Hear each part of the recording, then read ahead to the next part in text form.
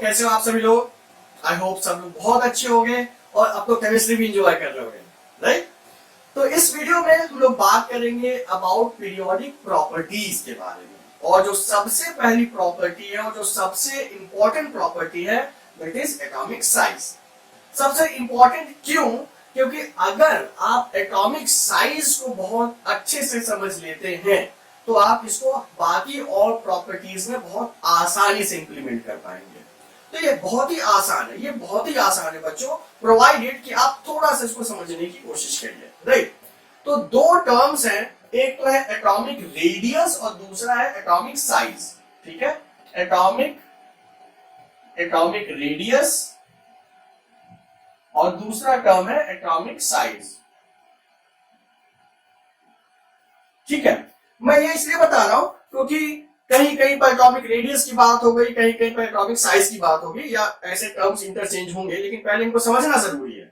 और भाई सबसे पहली चीज क्या है, एटॉमिक रेडियस क्या है? तो रेडियस आपको पता है ना, सर्कल में जो सेंटर पॉइंट है और एंड तक का डिस्टेंस, ये तो रेडियस होता है। तो एटम में क्या होगा, हमारे पास ये एटम है, ये उसका न्यूक्लियस है, न्यूक्लियस से सेंटर से लेकर जो वैलेंस इलेक्ट्रॉन है, जो आउटर मोस्ट इलेक्ट्रॉन है, इस डिस्टेंस को आप क्या कहोगे? इसको आप बोलोगे एटॉमिक रेडियस, यही तो बोलोगे।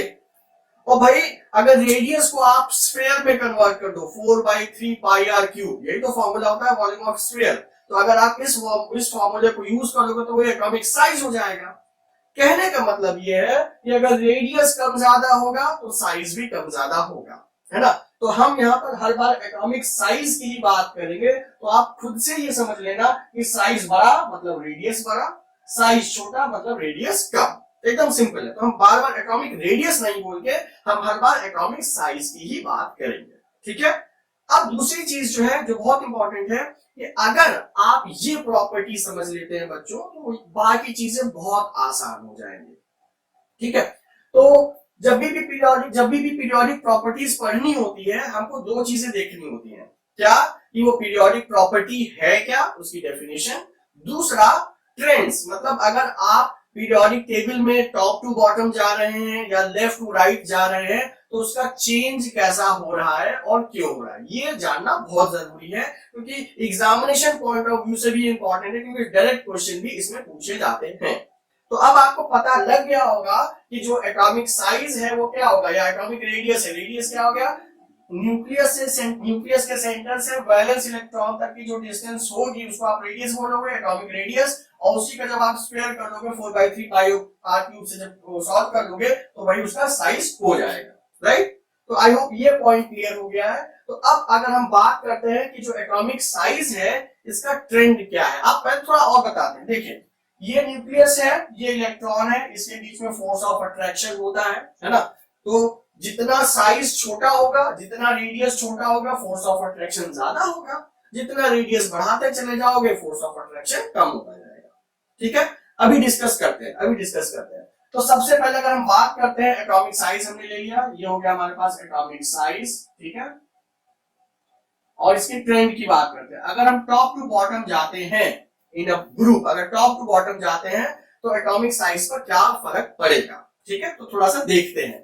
जैसे अगर आप फर्स्ट कॉलम की बात करते हैं तो वहां पर क्या क्या होगा? वहां पर होगा lithium, sodium, potassium, rubidium and so on,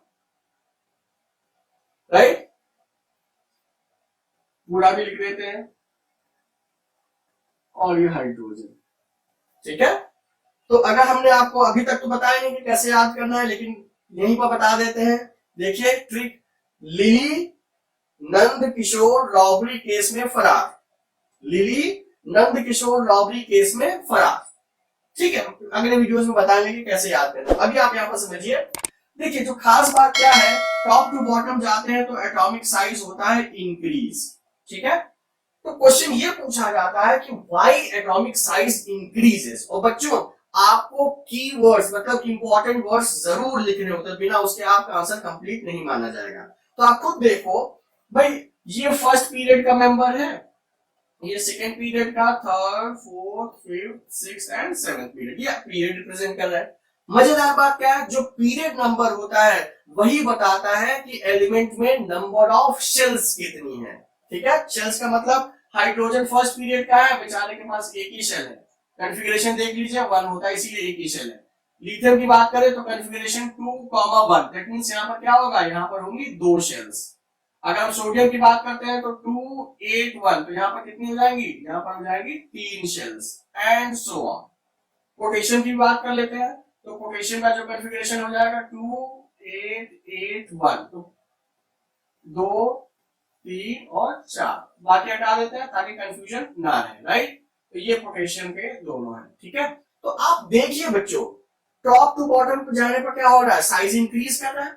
size क्यों इंक्रीज कर रहा है, क्योंकि यहाँ पर नंबर ऑफ शेल्स इंक्रीज कर रही है। क्या दिख रहा है आपको भाई, हाइड्रोजन के केस में एक ही शेल थी, लिथियम के केस में 2 शेल है तो ऑब्वियसली साइज थोड़ा सा बढ़ जाएगा। सोडियम के केस में 3 शेल्स है तो साइज थोड़ा और बढ़ जाएगा, और पोटेशियम के केस में क्या है, 4 शेल्स है तो साइज थोड़ा और बढ़ जाएगा। क्या ये पॉइंट समझ में आया? पॉइंट ये है कि जैसे जैसे नंबर ऑफ शेल्स बढ़ेंगी ऑब्वियसली एटॉमिक साइज तो बढ़ेगा ही बढ़ेगा, उसमें कोई दो राय नहीं है। तो यहाँ पर जो कीवर्ड है वो है नंबर ऑफ शेल्स। तो atomic size increases when we move from top to bottom because number of shells are increased. क्या ये पॉइंट समझ में आ गया? तो टॉप टू बॉटम जाने पर क्या होता है, एटॉमिक साइज बढ़ेगा। क्यों बढ़ता है? क्योंकि यहाँ पर नंबर ऑफ शेल्स वो क्या होंगी, वो इंक्रीज करती हैं। तो ये वर्ड जरूरी होता है बच्चों, ठीक है। अब जरा दूसरी बात करते हैं, अगर आप लेफ्ट टू राइट जा रहे हैं तो एटॉमिक साइज पर क्या फर्क पड़ेगा, ठीक है। इसका भी एग्जांपल देखते हैं, तो थोड़ी जगह आपके लिए बनाते हैं तब इसका एग्जांपल देखते हैं। तो अगर हम बात करने जा रहे हैं, किसकी बात कर ले, हम बात कर लेते हैं लिथियम वाले पीरियड, सेकंड पीरियड की बात कर ले। ओके, तो जैसे मान लीजिए हमारे पास ये है lithium, beryllium, boron, carbon, nitrogen, oxygen, fluorine और नियॉन। थोड़ी देर के लिए नियॉन को भूल जाते हैं, थोड़ी देर के लिए, 2 मिनट के लिए, ठीक है। तो अगर आप ध्यान से देखेंगे तो लेफ्ट टू राइट जाने पर क्या इंक्रीज, क्या होगा, एटॉमिक नंबर इंक्रीज होगा, है ना। तो अगर एटॉमिक नंबर की बात करें 3, 4, 5, 6, 7, 8 और 9, ये तो हो गया। मतलब जरा इनका कॉन्फ़िगरेशन भी देख लेते हैं कि शेल्स बढ़ रही है कि नहीं बढ़ रही है। कॉन्फ़िगरेशन देखिए, कॉन्फ़िगरेशन हो गया 2-1, 2-2, 2-3, 2-4, 2-5, 2-6 और 2-7। कहने का मतलब सब में ही क्या है, 2 शेल्स तो दिख रही हैं, सब में क्या है, शेल्स दिख रही है। मतलब नंबर ऑफ शेल कांस्टेंट रहेंगी। मैंने आपको जैसा पहले भी बताया, क्योंकि ये सारे के सारे सेकंड पीरियड के नंबर हैं, मेंबर्स हैं, तो सारे के सारे पास कितनी शेल्स होंगी, 2 ही शेल तो होंगी, है ना। फिर साइज पर फर्क कैसे पड़ेगा, चलिए तो ये समझने के लिए हम लोग एक गेम खेलते हैं। गेम आप लोगों ने खेलते नहीं है, मतलब डिस्कस करते हैं।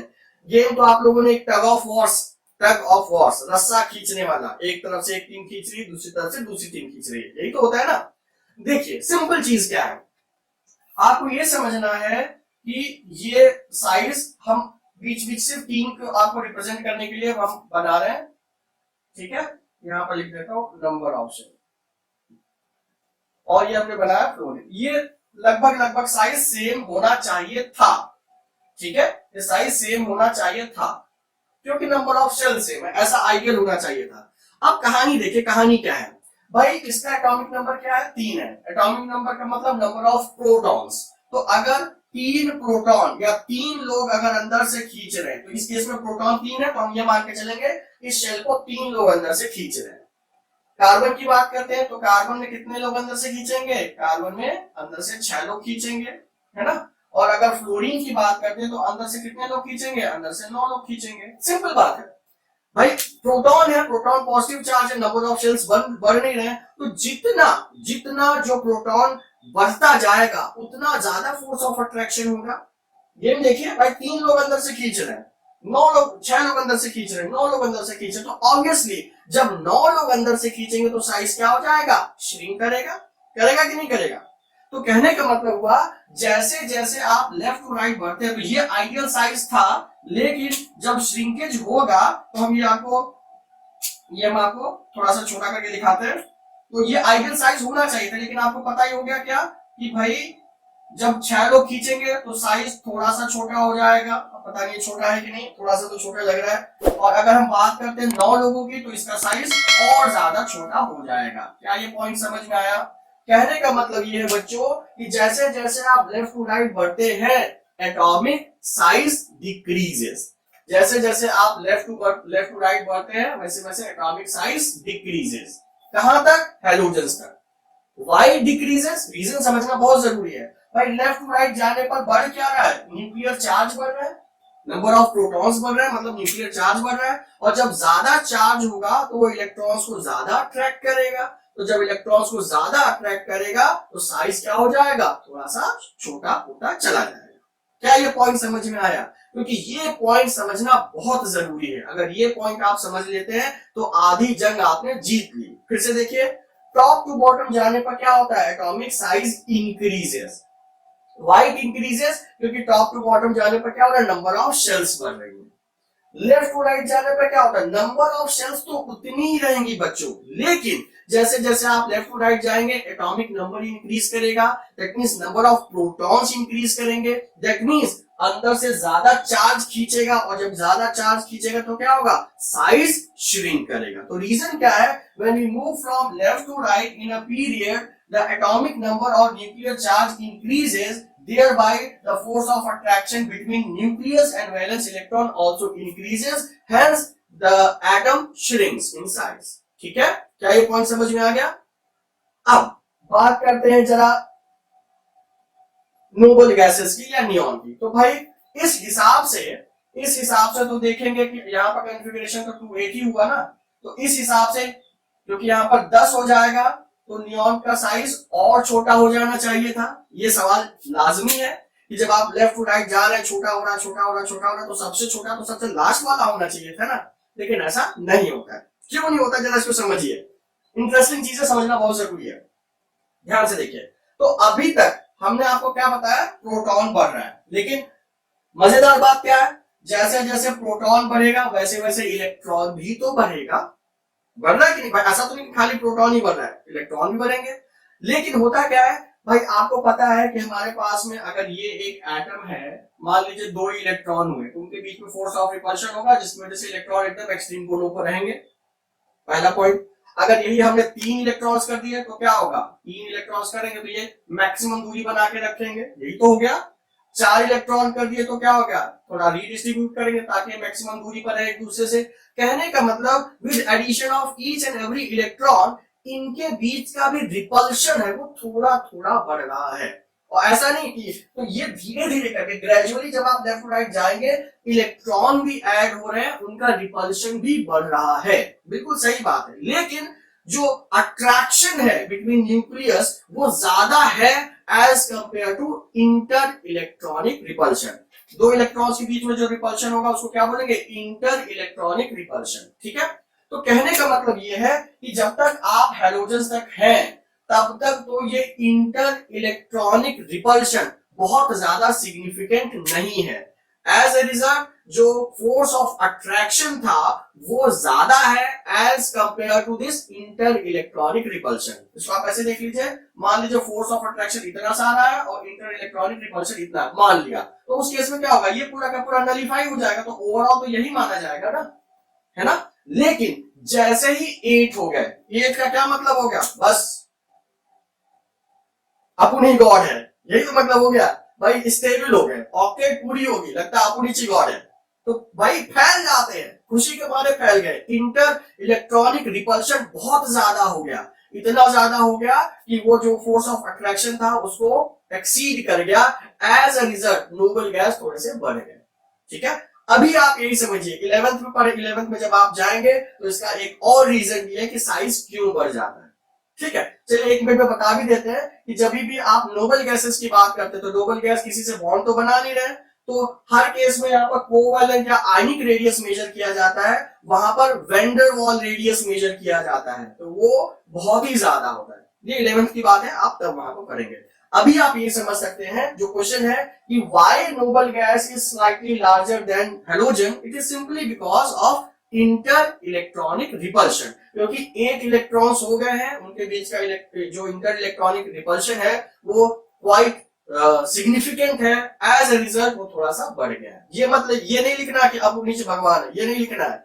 ये लिखना ये होगा कि since noble gases complete their octet, and as a result of this, the inter-electronic repulsion is quite significant, and hence their size is slightly larger than the noble halogens.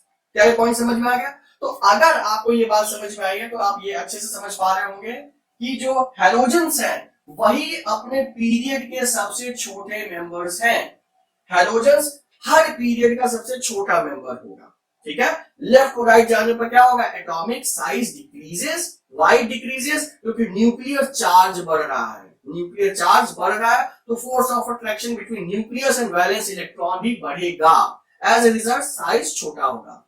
Top to bottom जाने पर क्या हो गया? Number of shells increase कर रहे हैं, number of shells increase कर रहे हैं। जब नंबर ऑफ शेल्स बढ़ेंगे तो एटॉमिक साइज बढ़ेगा, राइट। तो बच्चों अगर आपने ये एटॉमिक साइज, ये ट्रेंड बहुत अच्छे से समझ लिया है तो आधा काम तो आपका खत्म हो गया, क्योंकि ये समझना बहुत जरूरी है, क्योंकि यही बेसिस बनेगा आगे की प्रॉपर्टीज का, ठीक है। तो आई होप एटॉमिक साइज अभी क्लियर होगा, राइट।